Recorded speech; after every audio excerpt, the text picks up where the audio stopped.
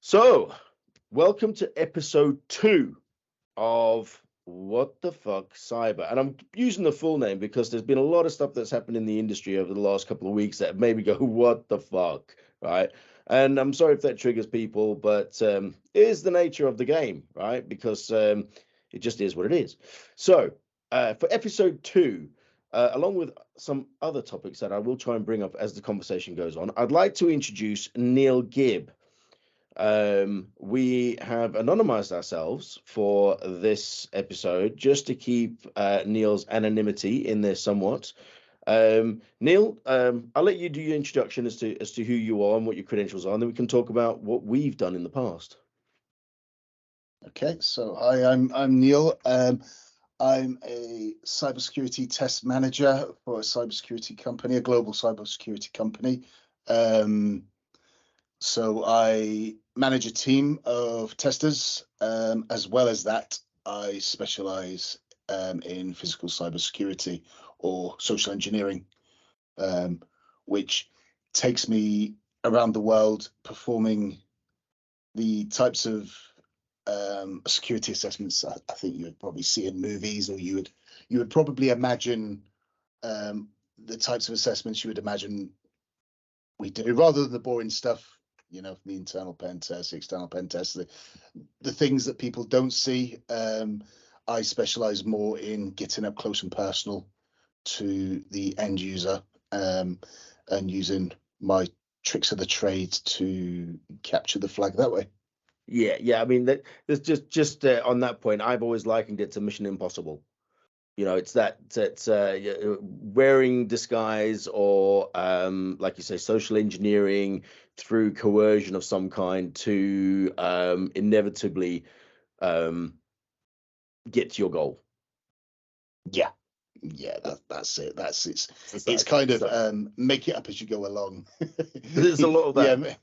But I mean, we've done some work together on this. We've done some projects in the past, and my favorite, and again, not to mention organizations or anything like that, but my favorite was the bank job that we did. I've done several talks on it over the time, and I always found it absolutely fascinating that a bank that's supposed to be Fort Knox, the weakest point was actually the people still, but not from a perspective of phishing them and being able to get in from a cyber perspective, but more so the coercion of just preying on people's good nature. Yeah, people are the weakest link. People are brilliant. People are the best thing, while simultaneously being the worst. We get hungry. We do. We get hungry. We get distracted. We're busy. We're annoyed. We're happy. And so my job essentially is to watch, wait, look, and when I see a person who looks like they're having one of these moments, I can have a conversation with them. I can help them, give them what they need, and very quickly gain their trust, really, for them to provide them with what I need, which is access to a physical building or access to a room within inside a building. And then, from there, we do our best, or the worst, as the client would say. And and we go from there.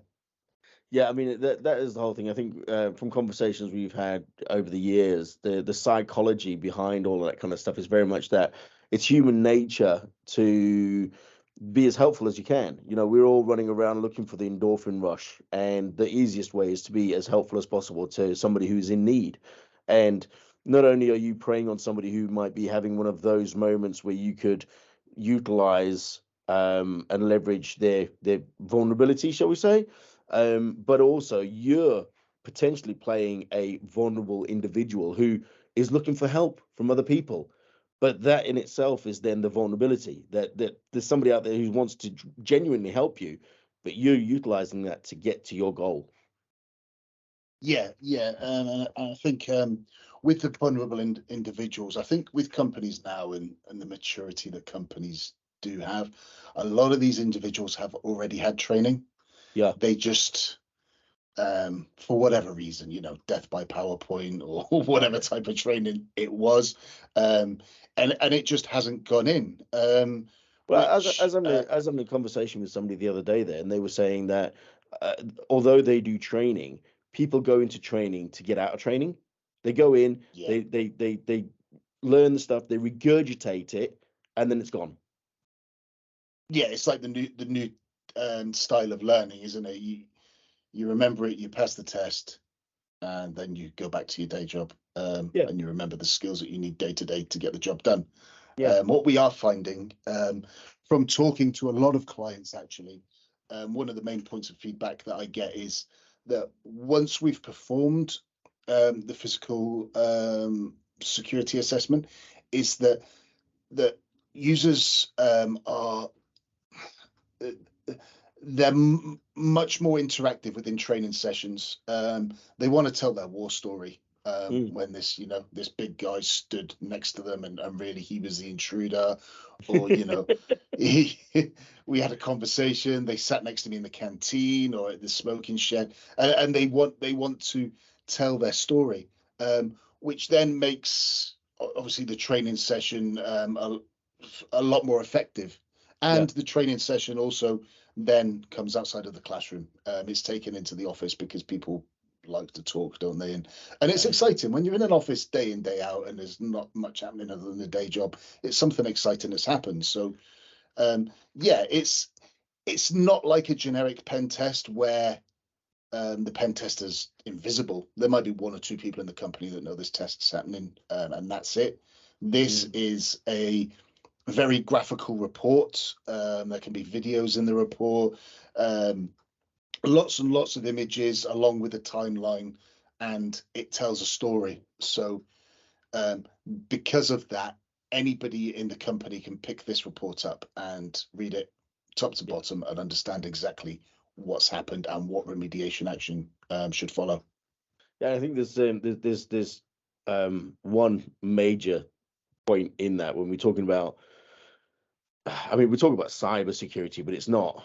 It all technically boils down to data security, and a breach is a breach is a breach, whether it comes from a cyber attack where somebody phishes an organization, gets the data and exfiltrates it, or whether you walk in the front door, grab something off the photocopier out of a bin or whatever the case is, and walk out. It's a breach. Yeah, 100%. I think I've written hundreds of reports now. I would struggle to remember a report I haven't highlighted the lack of a clear desk policy within the Mm. report. Yeah, So whatever these whatever happened simple to a things paperless office? Seriously, whatever happened to that idea? on the day that the auditor visits, it's a paperless office. Yeah, yeah, yeah, that's the one. Yeah, Yeah, exactly. But for the life of me, I don't understand. Maybe I'm too technical, but we we have laptops, and for some reason, people will take a document that you read off your laptop, print it out, and then sit and read that document from yeah, paper at their desk. Yeah, it baffles me. But yeah, it's a security risk, and I think one of the one of the war stories I tell would be there was a bank in particular that I breached, and at that time it was hands off. I wasn't allowed to touch anything technical, so it was a completely passive test. However, I walked into one office and the filing cabinet was open, and there in the filing cabinet was it was the expenses for a country. Um, I remember that one happening. Didn't you yeah, hide in a false ceiling for that one? Or was that that's another all one? rumors. That's all rumors and propaganda. That's you hyping up your ability, is it? Yeah, it's not really like MI5. It's not, or Mission Impossible even. Yeah, We're not but dangling from the ceiling from a piece of cotton. no, not really. Oh God, no. I've put on a bit of weight since then. I'd probably fall through the ceiling. But I mean, it's funny. I mean, again, we talk about the psychology of it and all that kind of stuff. But I think we went quite fanciful at one point because there was stuff that we were talking about with a specific educational body, and it was a case of like almost making a dummy or an effigy, and it was like, could you get that individual out of the building as a kidnapping scenario?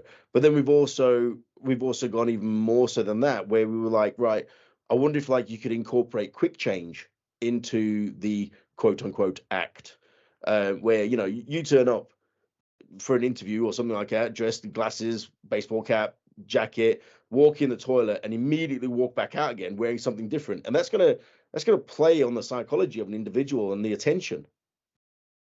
Yeah, it's going to cause confusion. Yeah. But I think essentially what came out of that is people are a lot easier to manipulate than we thought originally. I think we went a bit fanciful with these ideas, and then by the end of it, and with I kind of just by the end yeah, of no, it, they're just really stupid anyway, so never mind. so a pair of coloured contact lenses and simply removing my glasses is enough. I found. Crazy. So yeah, it doesn't take much. It's like when they said if you're walking up some stairs and one of them steps is it half a mil out or a mil out or something, it'll Yeah. make you trip over. Yeah. I think there's a lot of things that people do just automatically, and we don't really think about it, and we just we take a lot for granted. Yeah. Yeah. Yeah. And for the most part, everything is somebody else's problem.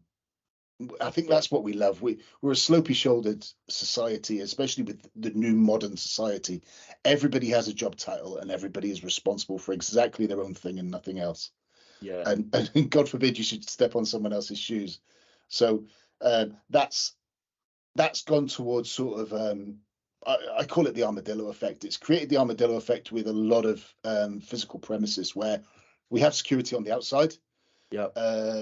They look very fancy. I've done a lot of jobs in the US where they'll be carrying guns, and they'll look the real part. They're almost dressed like soldiers. Yeah.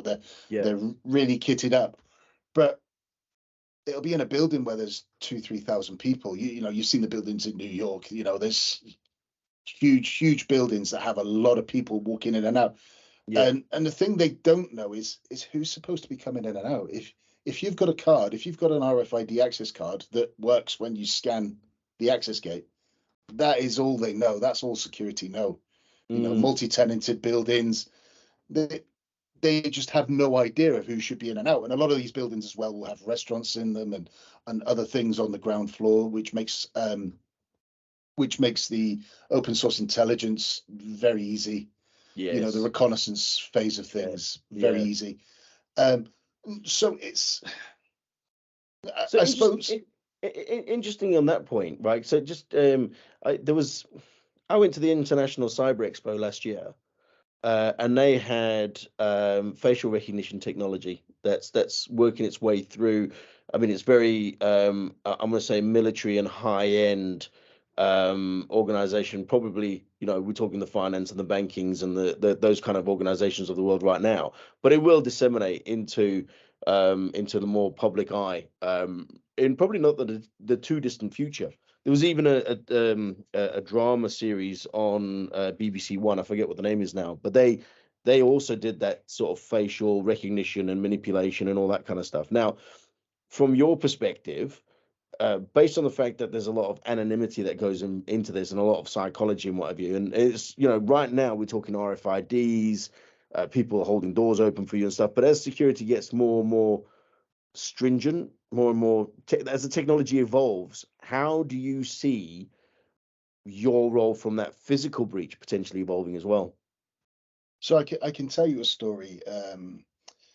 I was targeting a company, and the flag was to get into the server room and collect images from within the server room and phone my point of contact.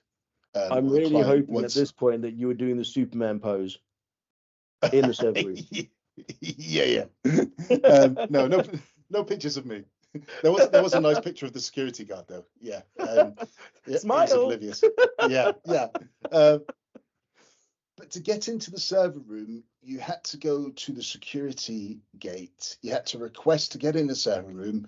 The head of security had to come out and use a fingerprint scanner with a code to get into this safe, to get the key to get into the server room. Wow. So they had everything in place. Everything was there. Yep. However, the dark side of people lurks back in again. So I drove quite quickly into the car park at about 1:30 in the morning. Yep. I jumped out. I said, we've had a breach. I need to get into the server room right now. This is my name. I had previously cloned a access card.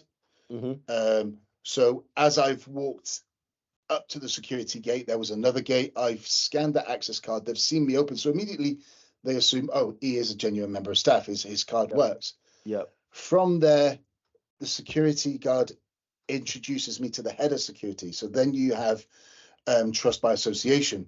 Yep. And without thinking, the fingerprint, the ID goes in. He's got the keys. He escorts me into the server room, and I call the client, and the job's done. Wow. So there was a lot of technology in place there, and there was a lot of process in place. Yep. But the human still exists. Yeah. No, tell me. I mean, you've glanced over that as very quick, right? Like drove into the car park really quickly. I can imagine, it's probably taken from driving into the car park and parking up, running across the car park, going through the doors, all that kind of stuff. You're probably talking 15, 20 minutes maximum. Is that about right? Yeah, I would say so. That's yeah. crazy. So from start to enter breach, probably 15, 20 minutes. Yeah.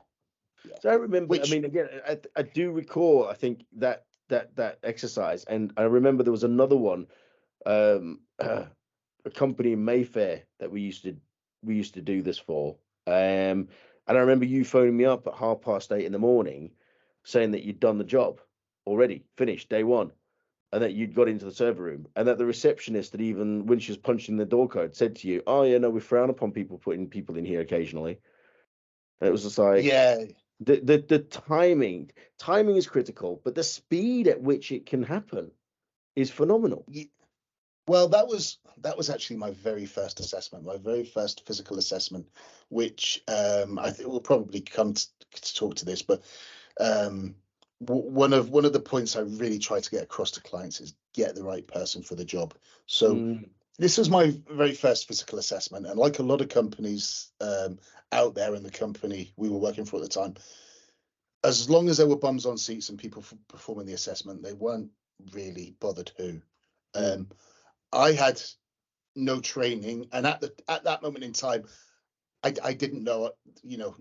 I had, that was my niche. That I was a natural at it. He didn't know he had the power. Yeah. So I think I went a bit over the top on that, because I remember them saying, "Do you want to do it?" Because nobody else in the company wants to do it.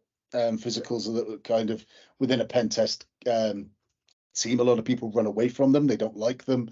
Well, just most of the pen testers, and let's face it, are ethical hackers and aren't overly, outgoing. They're very, what's the word? Not insular. What's the word they go for? There's a lot that's I'd say on the spectrum. There's some guys on my team now that are on the in spectrum, the nicest possible way. It allows them to do some great things. It really does. Their attention to detail, the way they can focus in on jobs for days, weeks on end. However, if you've got someone who is fresh out of university, for example, or it's just not their cup of tea, it's not their skill set, and you put them on this job, what happens is, and I'd say 25% of my work at the moment is companies that have had somebody like that in, they haven't got in, they've put some kind of report together, and they've left the company with a false sense of security. Yeah. Now, I'll come along and I'll be possibly on a pre-sales call regarding something else. They'll mention that they've had that. I'll start talking, and they'll say, well, that guy never mentioned that. They never mentioned that. He never tried that. They never tried this. And then all of a sudden it unravels that, well, you haven't really had an assessment.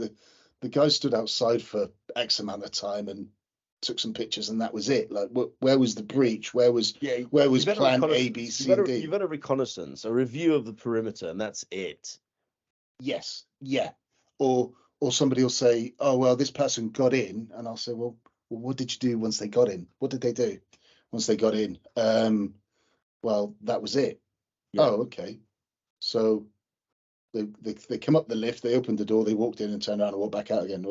So what does that prove? You know, it proves that somebody in the building got lost. My question would be at that point is there evidence of that?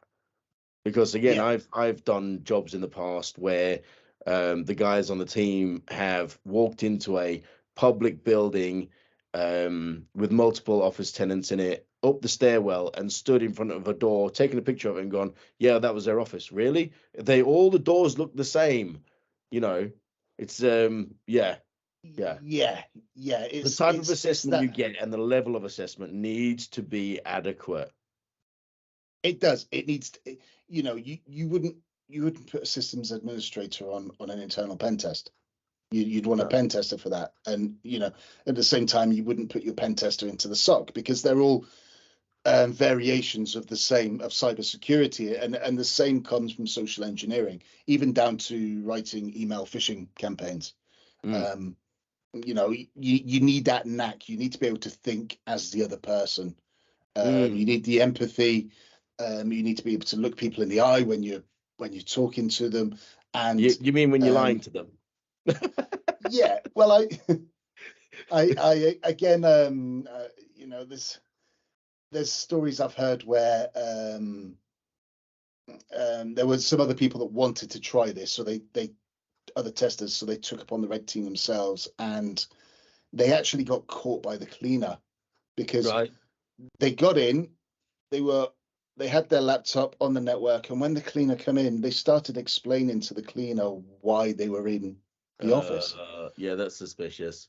Most people, when the cleaner comes past, you know, if you're genuine in an office, you know, they're doing their job, you're doing yours. You might say hi, you know. Yeah, that's as far as it goes. So pleasantries. I just think they ain't giving them all and sundry, are you?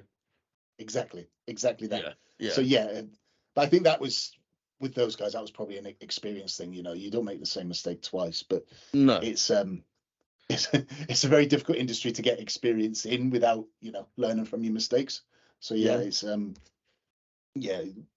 like I say, I think some people just have that knack, you know, in the same way some people can just blag their way into a nightclub or, you know, wherever. Yeah. But no, I mean, I've always, obviously, I mean, we've worked together for some time in the past, and you know, I've truly found it fascinating having looked at some of the psychology behind it and all that kind of stuff. I mean, I don't think I've got the big brass kahunas sufficient enough as you do, but yeah, fascinating, mate, absolutely fascinating. Just to change the subject ever so slightly, because I mean, again, we talk about data breaches, right? And a data breach is a data breach. I don't care how it happens.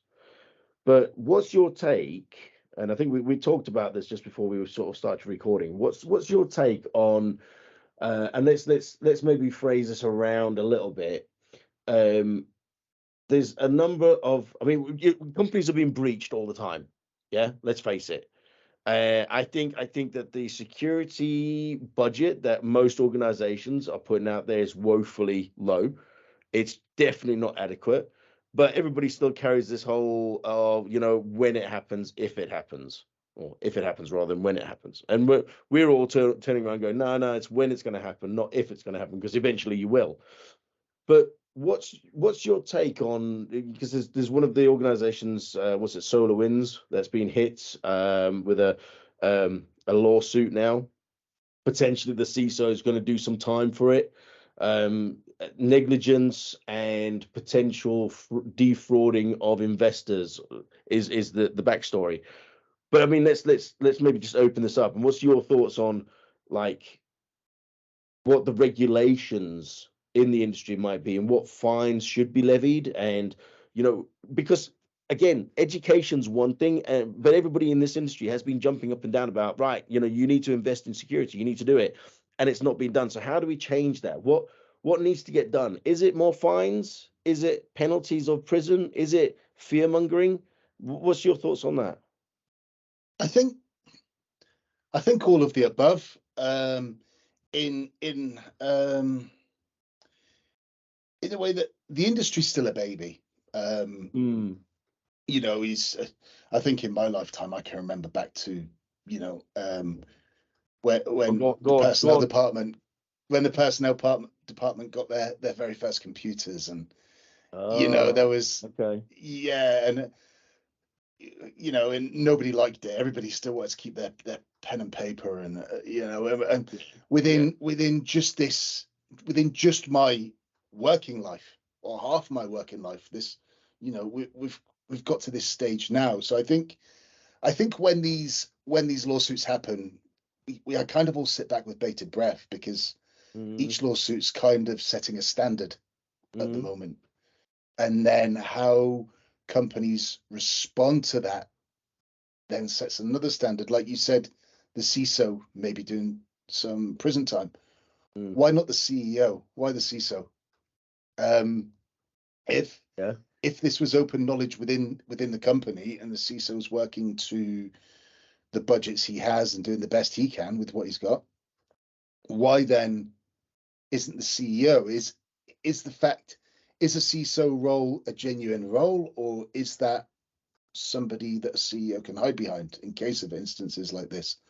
Or or was Yeah. the No, CISO open and honest? I think there's a lot of questions there that maybe this court case will answer for us. maybe, I mean, I hadn't kind of thought about that. I mean, you typically say, well, you got the C-suite, don't you? You've got the financial officer, and you would have thought that the CEO, although they're kind of slightly elevated from the CISO and all that kind of stuff, that C-suite, that board level, should all be on the level. And if they're having the board meetings, topics like this should be being brought up. I think that there's been a lot of talk about security and cyber being technical, and therefore it's difficult to translate to the board. Well, that's the CISO's job.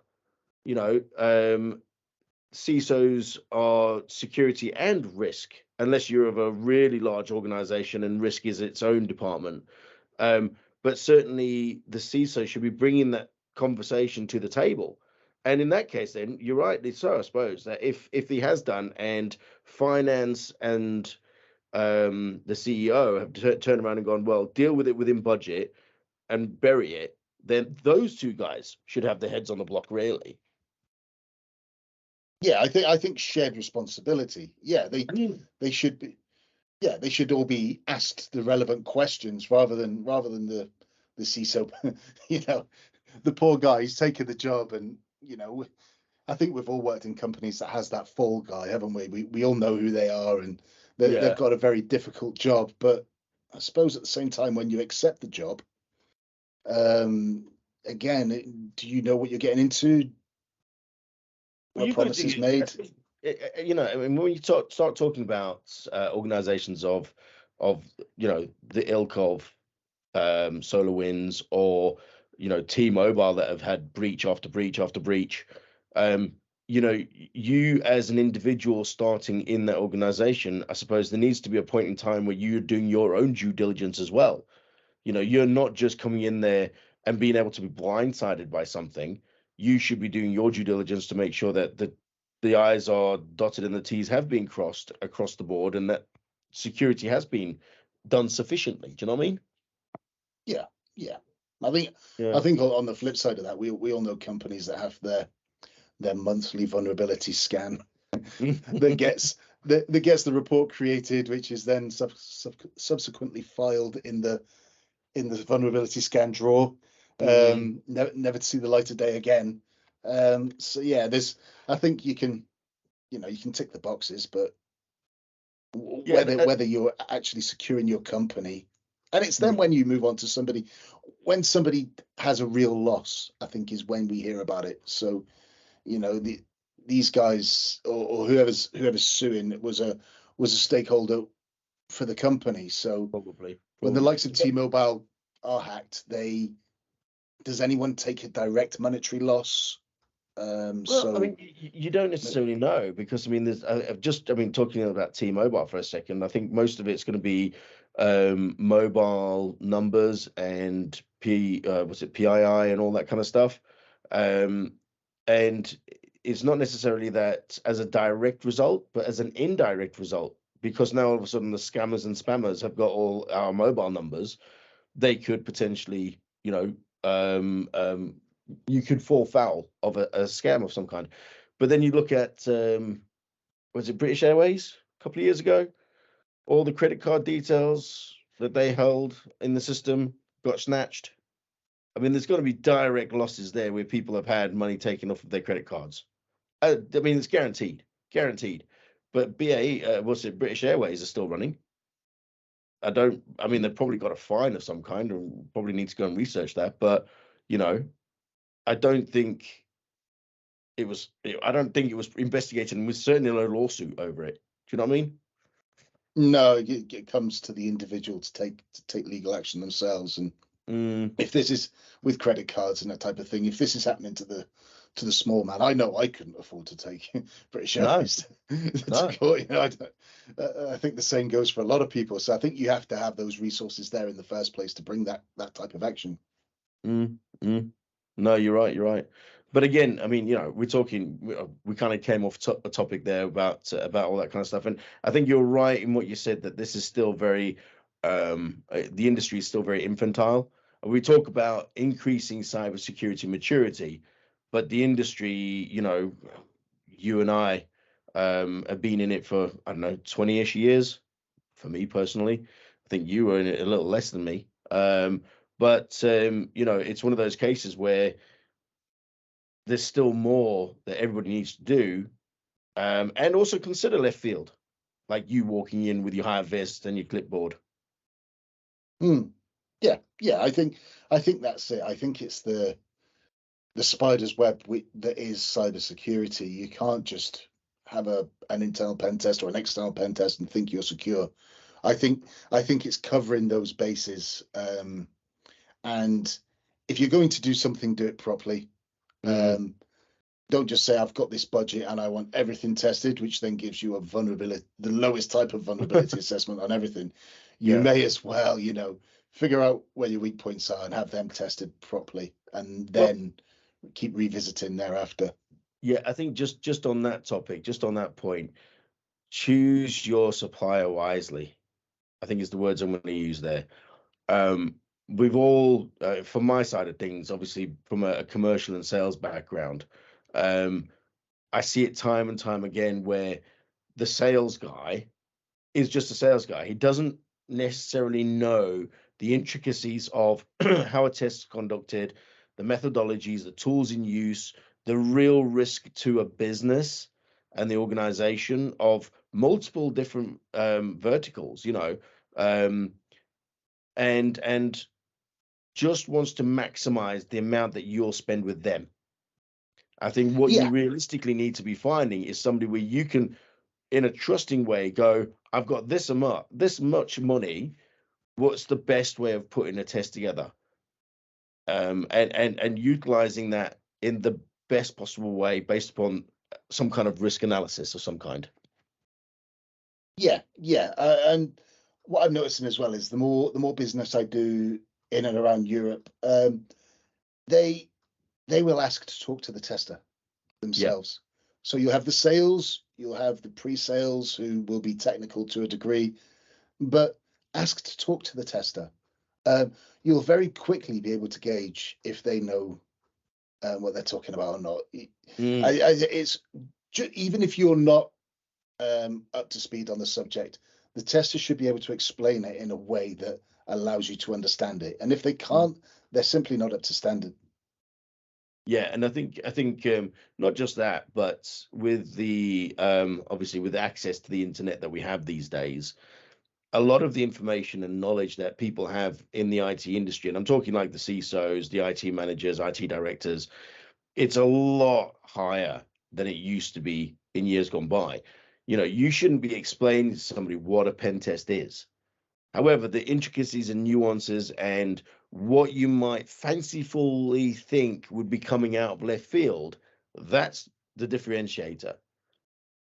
Yeah, 100%. And what I say to all my clients is don't let a salesperson sell you a red team when you haven't even had a pen test yet. No. These guys will rob you blind. Yes. Yeah. Get on I board mean, with that someone you're that starts you off setting slowly. yourself up for failure immediately. Yeah. So yeah, if the salespeople start to talk to you about pen test, red teaming pen test, or even testing before they've got an idea of your infrastructure, just run for the hills. Yeah. I mean, Yeah, I've always, there's been several companies that I've worked with over the years, where, and there's still companies out there like this now, unbelievably, but who haven't done any testing whatsoever.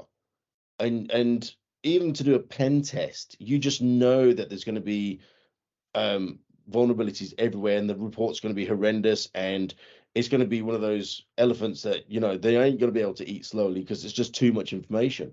So I've always sort of built up from the ground down. Build that layer. What's your infrastructure look like? What services have you got running? What have you done to secure them? What does the policies and procedures look like? Right, cool. Now let's do some vulnerability scanning. Let's just see what the low-hanging fruit is from what the automated scans, which these script kiddies will be running, looks like. Now do a pen test. Now do a red team. And this is a 5-year plan.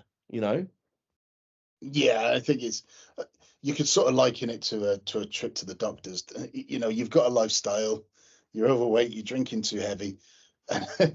You know what the answer is going to be once you get your feedback from the doctor. You know that there's going to be not just changes you're going to have to make, that's what the solution is. Liposuction.